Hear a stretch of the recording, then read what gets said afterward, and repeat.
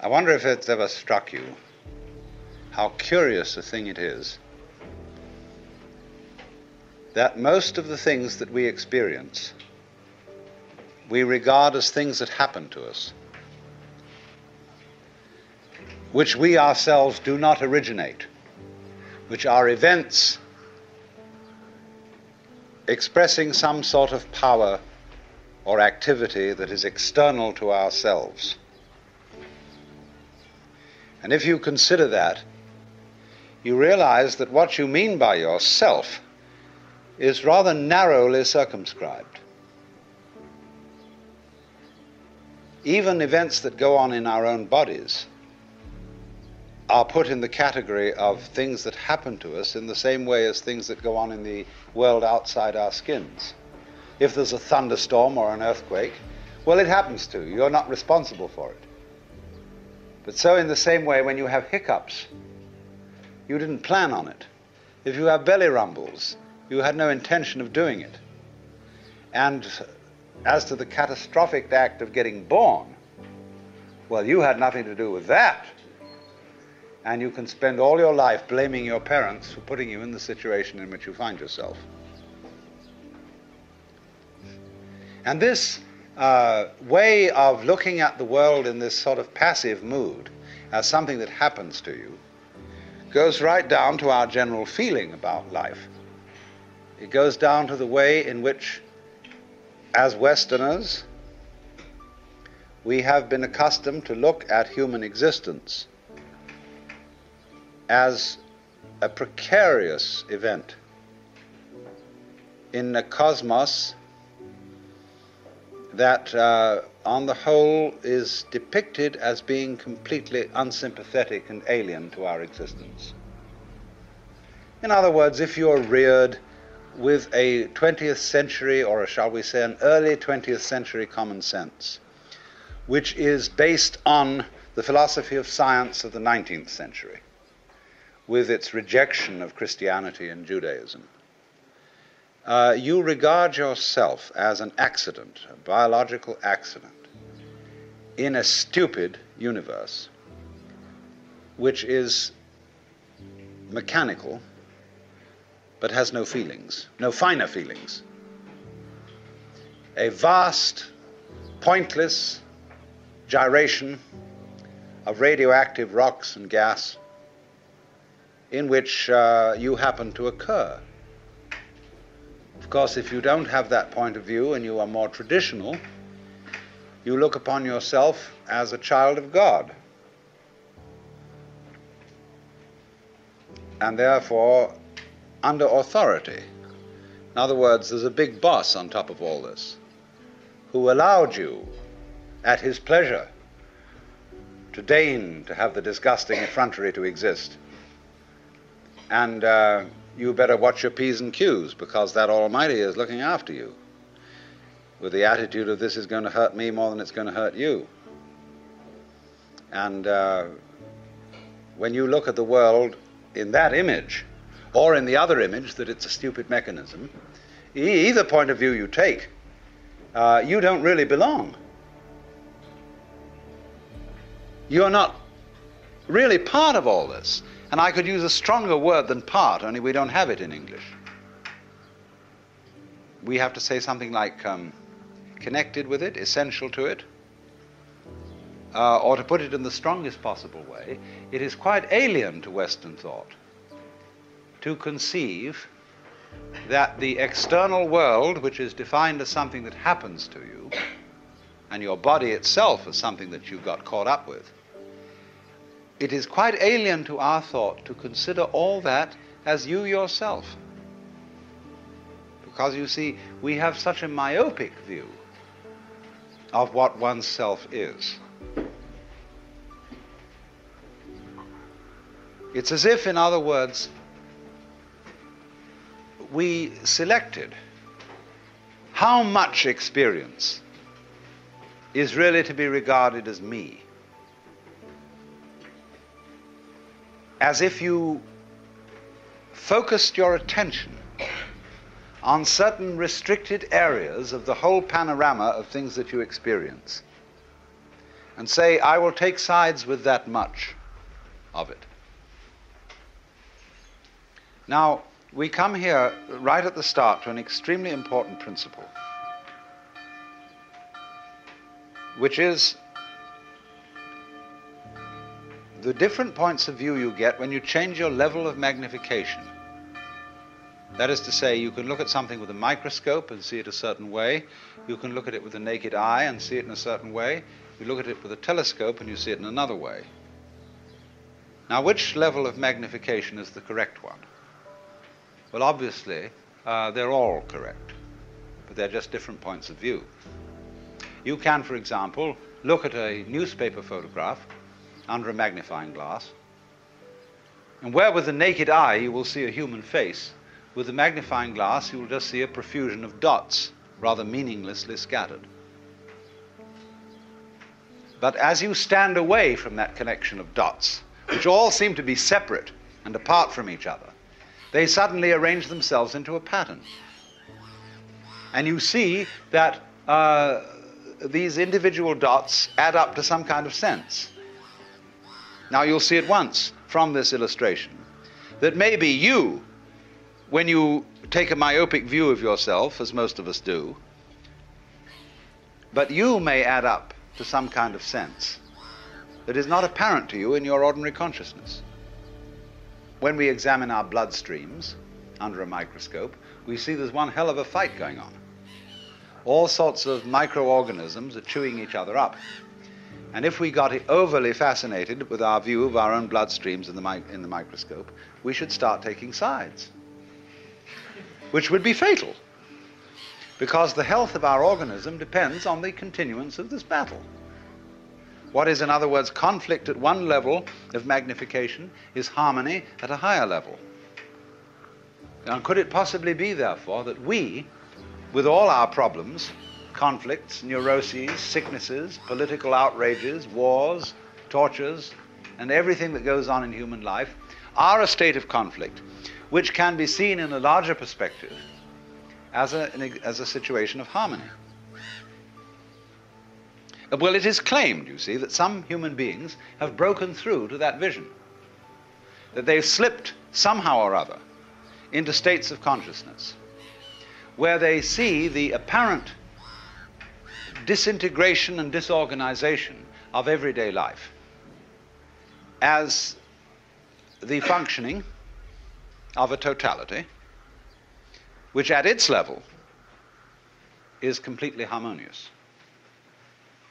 And you can say, aha, at last I see, I got the point. I've seen how all this makes sense. But what this insight depended upon was your overcoming the illusion that space separates things. That is to say, the space, the interval between your body and mine. The interval created by birth at one end and death at the other. And then after somebody's death, then somebody else's birth. These are events with intervals between them.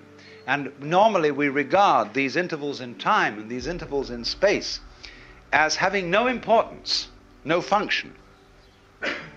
We tend to see the universe itself as really consisting in all the stars and galaxies.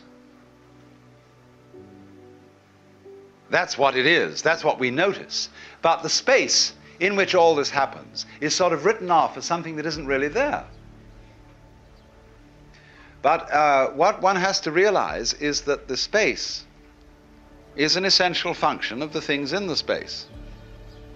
After all, you can't have separate stars unless there is a space around them. Eliminate the space and you will see you couldn't have this phenomenon at all. And vice versa. You couldn't have the space. They wouldn't be there in any sense whatsoever if there weren't the bodies in it. So the bodies in the space and the space are two aspects of a single continuum. They're related together in exactly the same way as a back and a front. And you just don't get one without the other. So the moment you see that intervals, that space is connective, you can understand at once how you are not just to be exclusively defined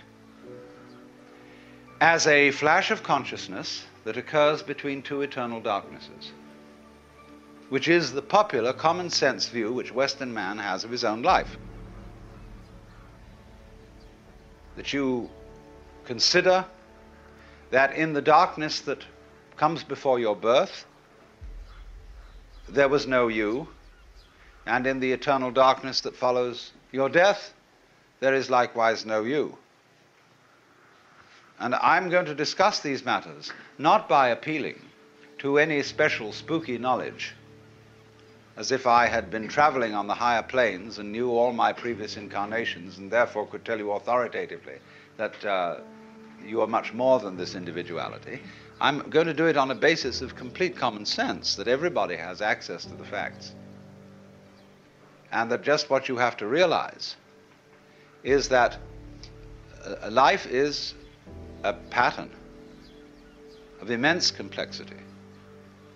And what you call yourself as a living organism, say, I am my whole body at the very least. Now, what is that body? That body is recognizable, and I recognize my friends when I meet them again, with luck, and you recognize me. Although the last time any of you saw me, I was absolutely something entirely different from what I am now. Just as the flame of a candle is never a constant. A flame of a candle is a stream of hot gas.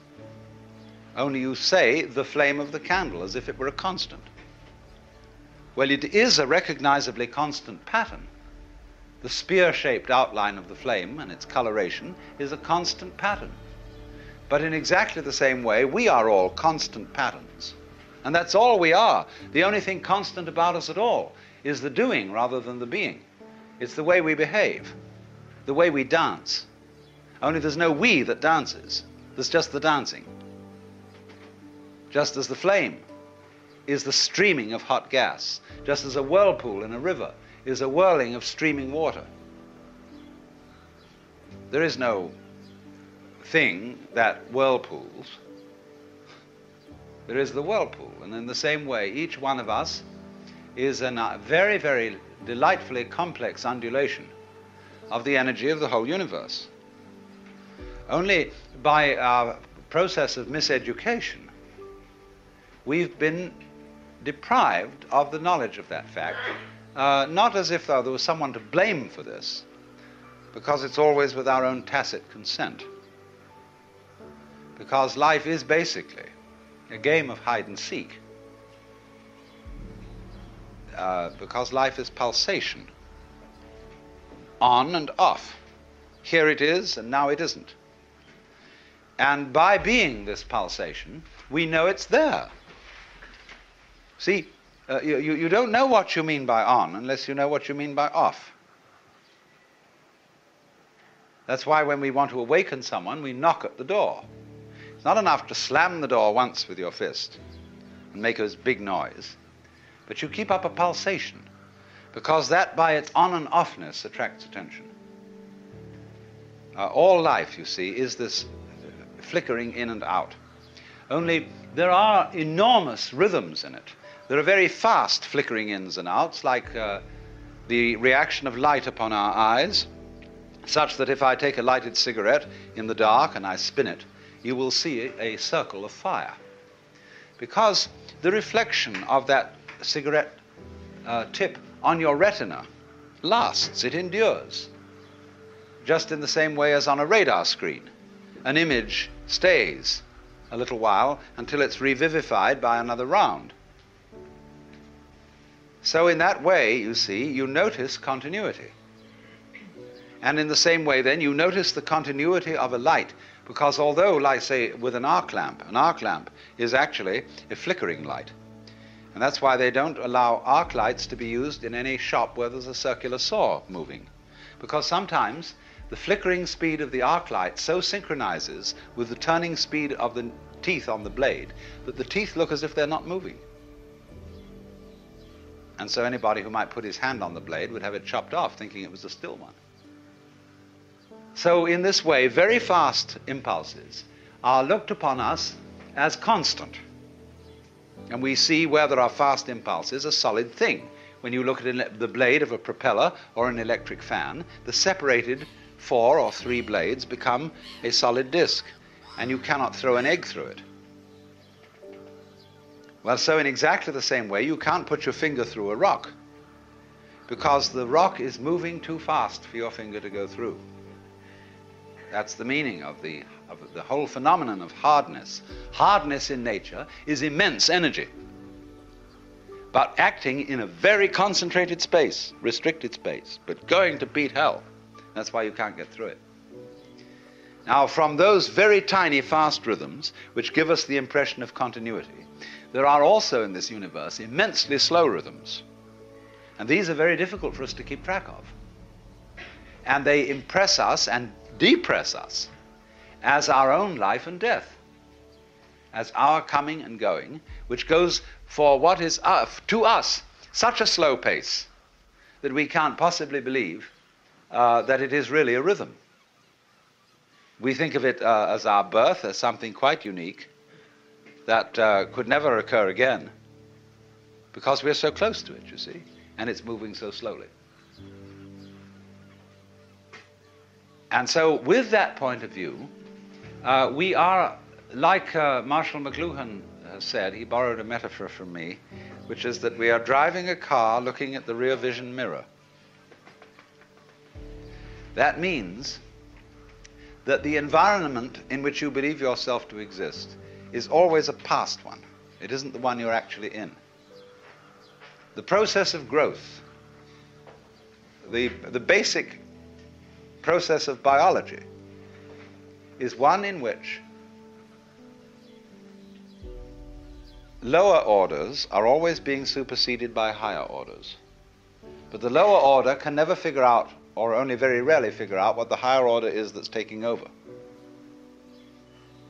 and may see it as a terrible threat, as total disaster, as the very end, but therefore can never be aware that the principle of growth always has and always will continue. Whereas that's what's going on. But you never know what the next step is going to be, because if you did know, you wouldn't take it, because it would already be past. Do you understand this? That any certainly known future is an event of which we can say, you've had it. And in that sense, it's past.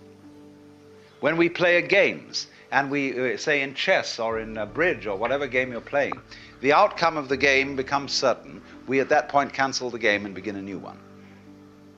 Because the whole zest of the thing, and which takes me back to the idea that this whole thing is a hide-and-seek game, is that you don't know what the next order coming up is. But one thing you can be sure of, it will be an order, and it will comprehend you. At the moment, we stand at a time in history where we're beginning to think of the great countdown on the end of the human race. Terrifying possibility that through atomic energy, we may obliterate this planet and turn the whole globe into a star. Maybe that's the way all the stars started. Imagine, you know, this great thing coming up. The countdown on the end. 7, 6, 5, 4, 3, 2, 1. Bang!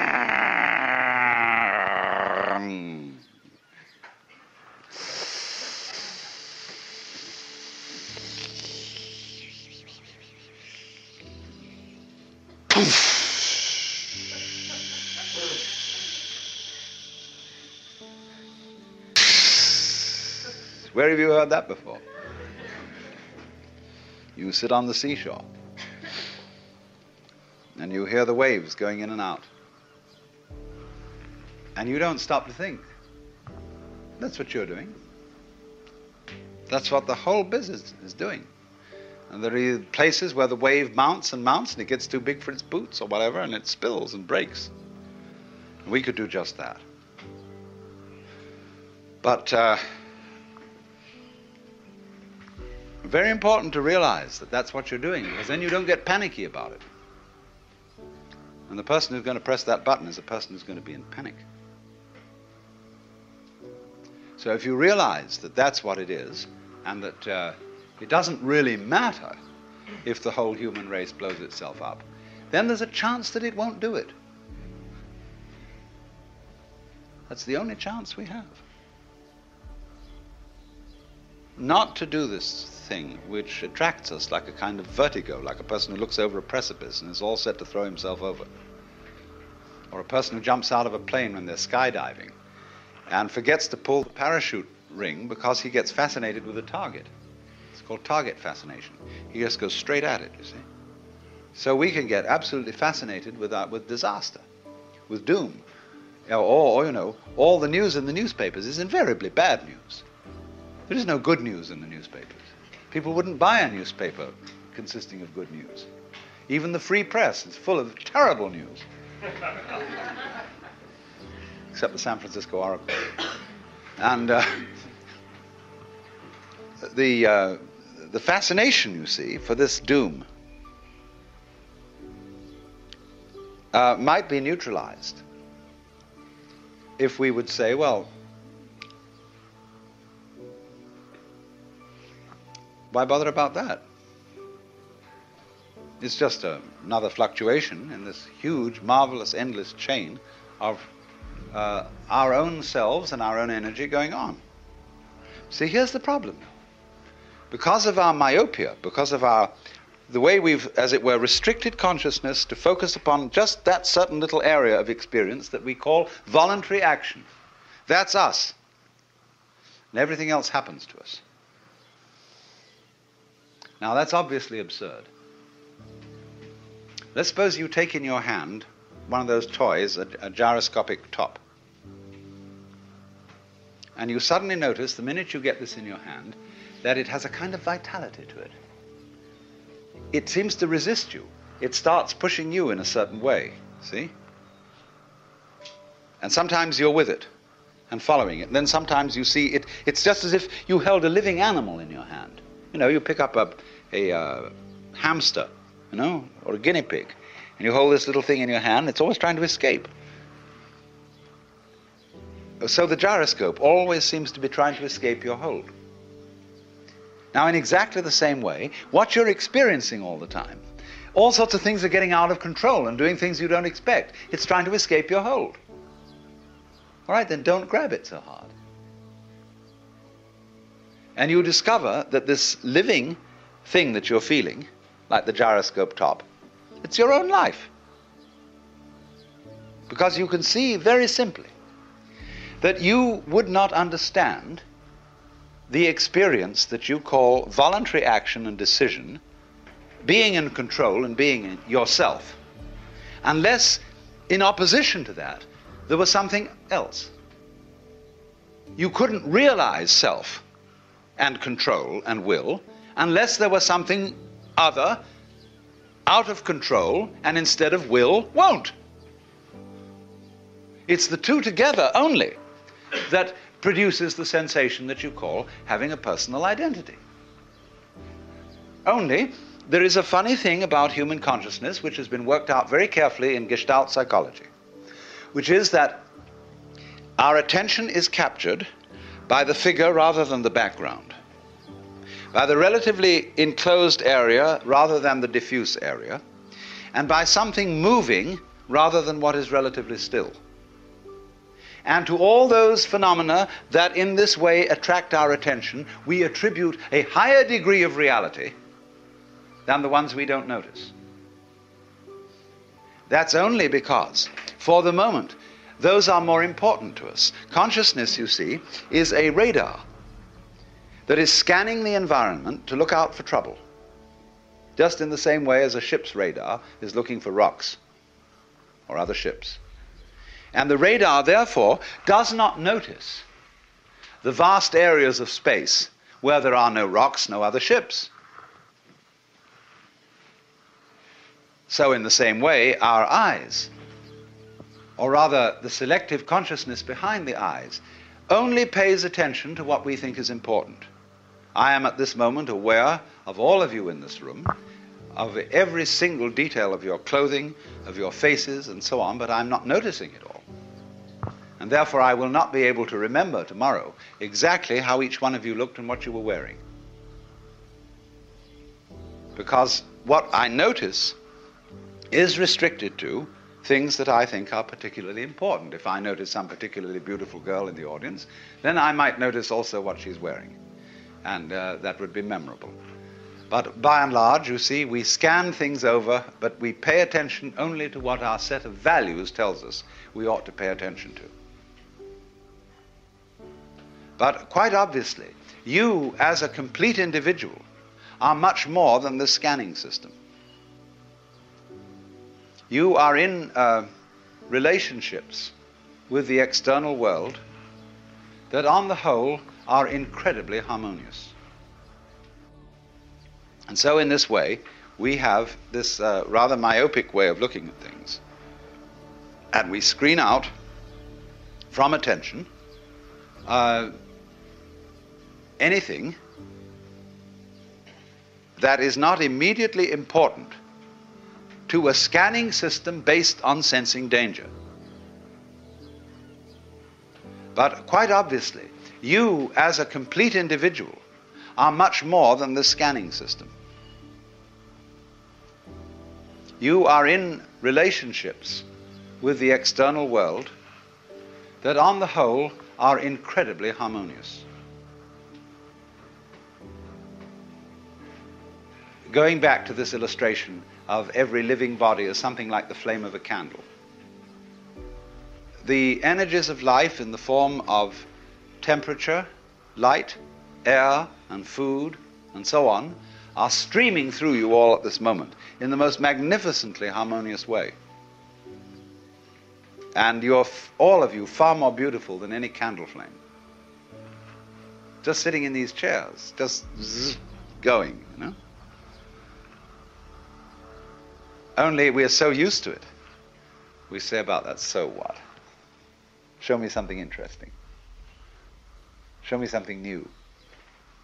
Because it's a characteristic of consciousness that it ignores stimuli that are constant. When anything is constant, it says, okay, that's safe, it's in the bag, needn't pay attention to that anymore.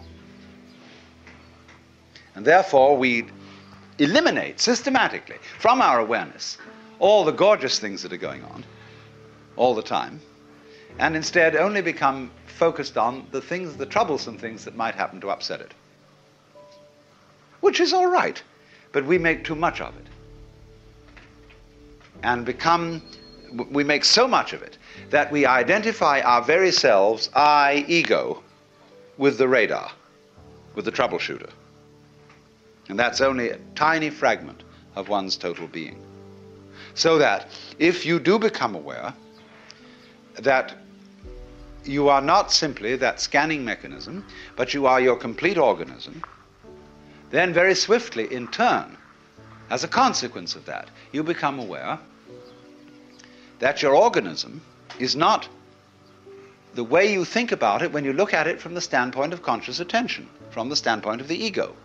From the standpoint of the ego, your organism is your kind of vehicle, your automobile in which you go around. But from a physical point of view, your organism is again like the candle flame or the whirlpool. It is something which is a continuous patterning or activity of the whole cosmos. The key idea here is pattern. Let's suppose I'm going to borrow a metaphor from Buckminster Fuller. Suppose we have a rope, and one section of this rope is made of manila hemp. The next section is cotton. The next section is silk. The next section is nylon, and so on. Now we tie a knot in this rope, just an ordinary 1/over knot. And you find by putting your finger in the knot, you can move it all the way down the rope. Now, as this knot travels, it's first of all made of manila hemp, it's then made of cotton, it's then made of silk, it's then made of nylon, and so on. But the knot keeps going on. And that's the integrity of pattern, the continuing pattern, which is what you are. Because you might, for several years you might be a vegetarian, and you might be a meat eater, and so on, and your constitution changes all the time, but your friends still recognize you, because you're still putting on the same show. It's the same pattern. That is the recognizable individual. But we are trained in our language. The very structure of the language we talk deceives us into misunderstanding this. Because when we see a pattern, we ask, what's it made of? Like you see a table. Is it made of wood or is it made of aluminum? But then when you inquire into what is wood, and how does wood differ from aluminum, the only thing a scientist can tell you is the different patterns, that is to say, the different molecular structure of the two things. And a molecular structure is not a description of what something is made of, it is a description of what dance it is performing, what motions, what kind of a symphony this is. Because basically, all phenomena of life are musical. And gold differs from lead in exactly the same way that a waltz differs from a mazurka. It's a different dance. And there isn't anything that's dancing. That is a deception we get into because we have two parts of speech in our grammar. We have nouns and verbs. And verbs are supposed to describe the activities of nouns. And this is simply a convention of speech. You could have a language with only verbs in it. You don't need any nouns, or you could also have a language with the nouns only and no verbs. And it would perfectly adequately describe what's going on in the world. So if you were used to speaking with a language that had one part of speech, you could say just as much as we can with two, and be a lot clearer. Only at first it would sound awkward, but you'd soon get used to it. And then when you got used to it, it would be a matter of common sense that the patterning of the world is not some kind of stuff that's patterning. You don't have to seek for a substance underlying the whole thing, it's just patterning. And we're all that. And wherever you see patterning, you will see the principle that big fleas have little fleas upon their backs to bite them, little fleas have lesser fleas, and so ad infinitum. And then you reverse the process, see? Little fleas, infinitely little fleas, are always on the back of bigger fleas. And those bigger fleas are on the back of still bigger ones. And those bigger fleas are on the back of still more whopping fleas, you see? It goes the other way too. And so in this way, there is, to a person who really wakes up, you very soon realize that your existence is not something that is just the hopeless little creature that's suddenly confronted with a great big external world that goes gah at him, and eats him up. Every tiniest little thing that comes into being, every minute little fruit fly or gnat or bacterium, I will go so far as to say is an event upon which this whole cosmos depends. This thing goes both ways. It's not only that every little organism which exists depends on its total environment. The reverse is also true, that the total environment depends on each and every one of those little organisms. So that you could say this universe consists of an arrangement of pattern in which every event is essential to the whole thing.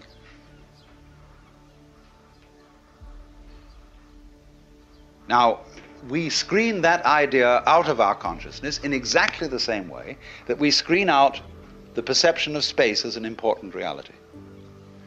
Just as we pay attention to the figure and ignore the background, so we see one way of looking at things, namely that the organism is very frail against the environment. It lasts a long time, the environment, but the organism only lasts a short time. What do you mean the environment lasts a long time? What does the environment consist of? Just a lot of little things. And yet there is the environment just as the same way as there is the face in the newspaper photograph behind all those little dots. When you get far enough away from it, you see the face. When you get far enough away from all the organisms and the little bits of things, you see the environment in another scale of magnification. But actually, the whole thing is arranged in a polar system where the enormous depends on the tiny and the tiny depends on the enormous. And you get a relationship between these extremes which can be called a transaction. That is to say, a transaction when there's buying and selling. It's impossible to have buying without selling and selling without buying. They always go together. But of course, the person you see who's interested in buying thinks more about buying than he thinks about the other fellow selling. And if he does that, he's going to get a bad buy. Because he doesn't really think about the mechanisms the other fellow's using to sell. And if I want to sell something and think too much about selling, I don't enter sufficiently into the psychology of the buyer. So then I'm not a good business shark. So in this way, we are always, as it were, overemphasizing a certain aspect of our experience. And we say, now, what is important about people? This is the great credo of the West. Is there unique individuality? And we have been given an immense psychic investment in our own individuality by our upbringing. What are you going to amount to? What are you going to contribute to human life? What's your particular destiny going to be?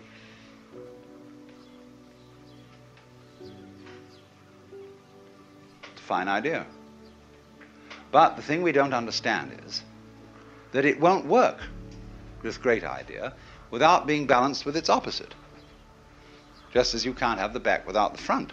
So you cannot have the values of a unique personality unless at the same time everybody recognizes that there is another level at which we are not unique at all, but that I am you and you are I.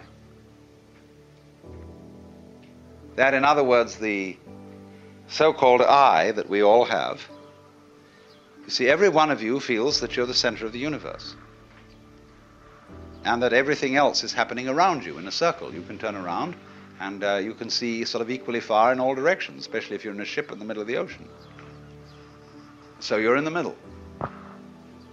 And it's true from the standpoint of astronomy. We live in a curved space-time continuum, that is to say, in a universe at which every point may be regarded as the center. Consider a sphere. Here's a ball. What point on this ball is the center of its surface? You can see at once that any point can be the center of its surface. So legitimately, all points in the universe are the center. That's St. Bonaventure's description of God, that circle whose center is everywhere and whose circumference is nowhere. So everybody's in that situation. And at that depth of your existence, we are all like the nerve ends on your own skin. See, at every point on your skin, there's a little nerve end going peek and getting information from the outside world. Another and another and another, all over.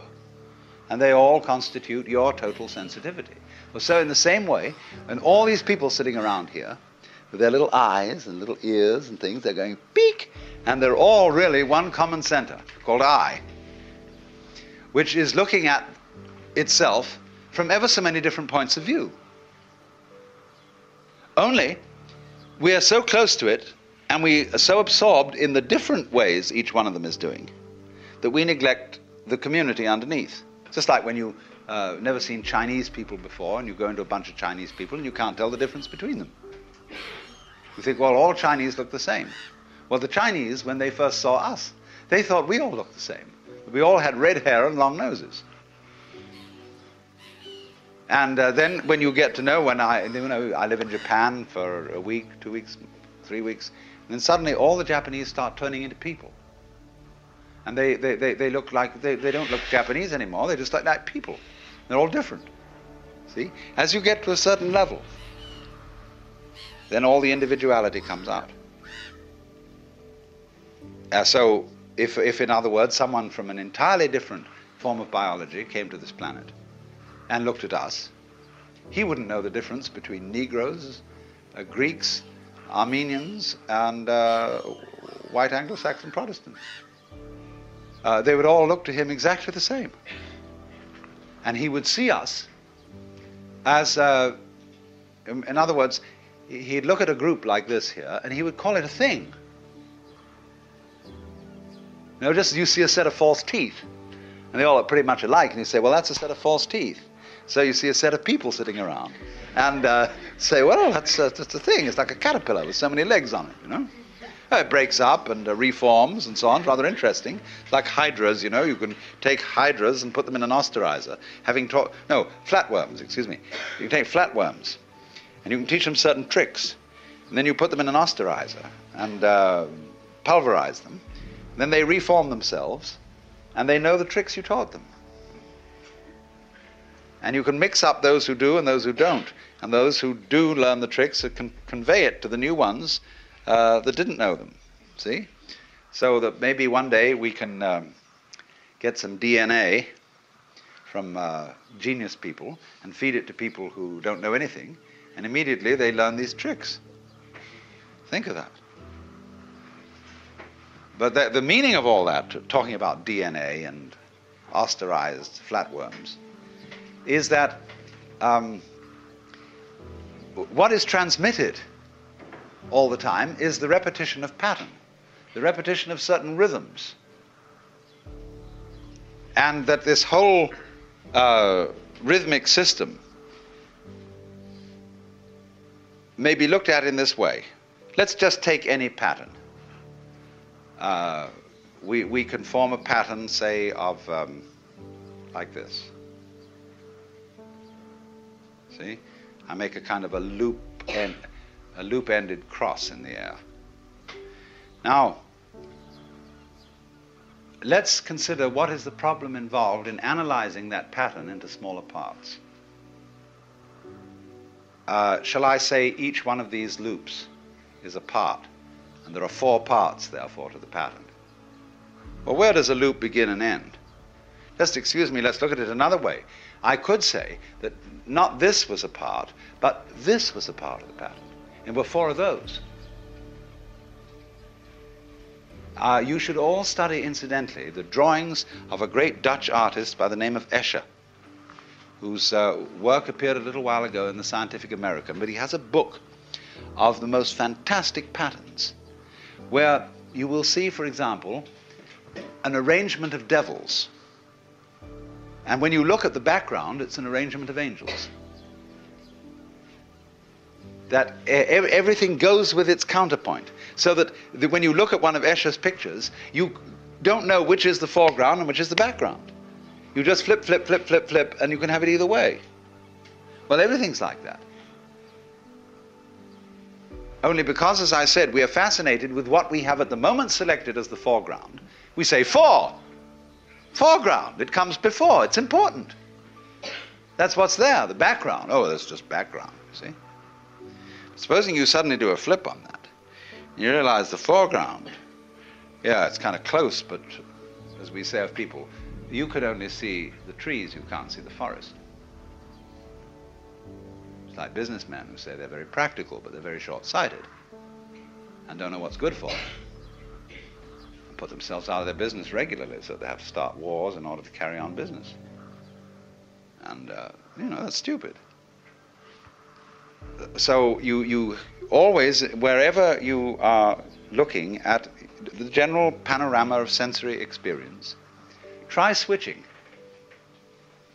Try shifting your attention to all the things you thought were unimportant, to the constants, to the background. And begin looking at the spaces between people.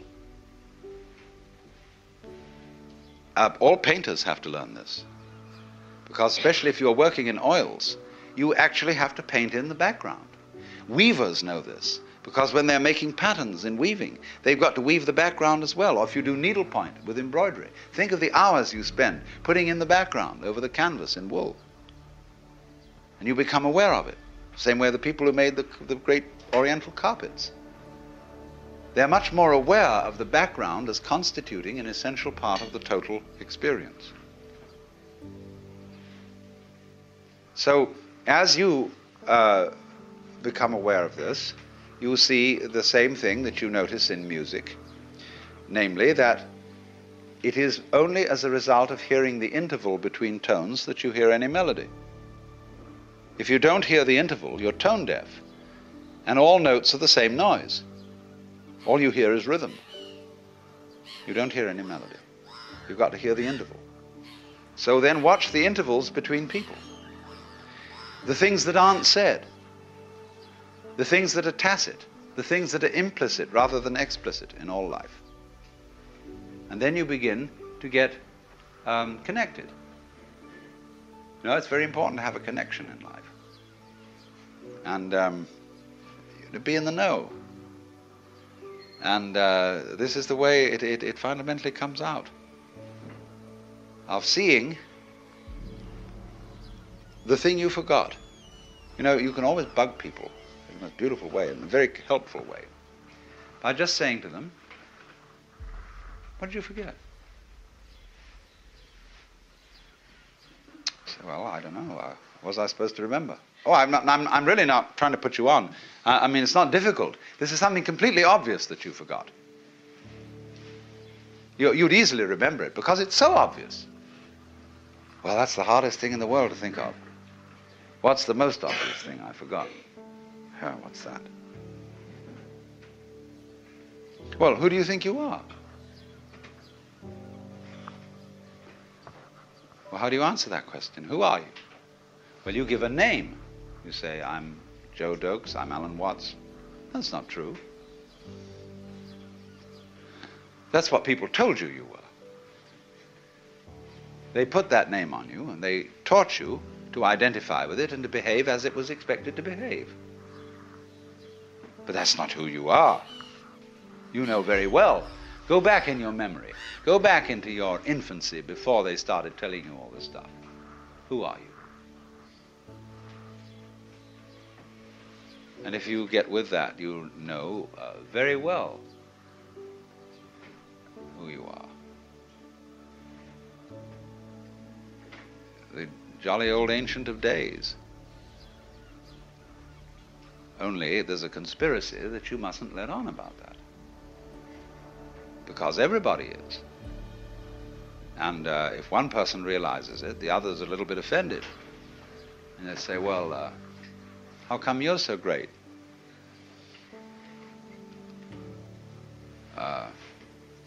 We worked it in Christianity by a very clever thing of allowing just one individual to be recognized as the God incarnate. And nobody else, therefore, could be. And since he had been safely crucified and whisked up to heaven, he wouldn't bother us anymore. So everybody, therefore, who gets an intimation of who they really are and ever comes out with it in Christian civilization, people say, who the hell do you think you are? You Jesus Christ? Well, you can say Jesus Christ said he was Jesus Christ and everybody put him down for it, and that's what you're doing to me. Oh, they say, forget that one. Because it's like somebody comes out and composes some perfectly terrible music. And the critics say this man is a cacophonist. He is completely incompetent. And he said, did you read the reviews of Beethoven's First Symphony when it was performed at Vienna? Now the thing is, we allowed one person, you see, one human individual, to be the incarnate God. Because we have all been living in a theory of the universe in which the individual is simply involved in something that happens to him. And we feel that this thing that happens to us is reality. It is facts that we have to face and accept and cope with. See? It's always something other than you. You don't recognize it as an integral part of your own being, without which you cannot know what you mean by the word I.